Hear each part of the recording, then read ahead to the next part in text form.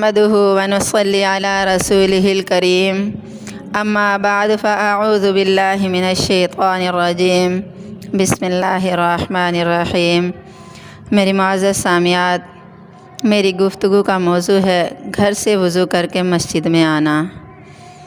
حضرت ابو ہریرہ رضی اللہ تعالی عنہ بیان فرماتے ہیں کہ نبی کریم صلی اللہ علیہ وسلم نے فرمایا، ان احدکم اذا توضأ، تم میں سے کوئی بھی جب وضو کرتا ہے، فاحسن، اچھے طریقے سے وضو کرتا ہے، وأتی المسجد، اور مسجد میں آتا ہے، لا یرید الا الصلاۃ،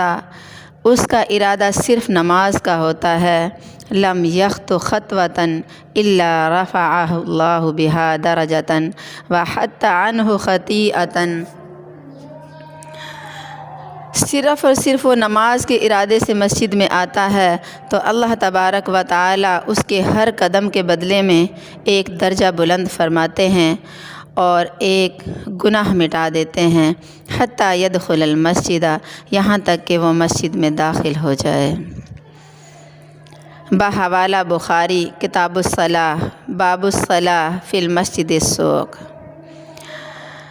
اللہ تبارک و تعالی سے دعا ہے کہ ہم سب کو وضو کر کے، اچھے طریقے سے وضو کر کے نماز پڑھنے کی توفیق نصیب فرمائے، اور ہمارے مرد حضرات کو مسجد میں جا کر نماز باجماعت ادا کرنے کی توفیق نصیب فرمائے۔ وآخر دعوانا ان الحمد للہ رب العالمین۔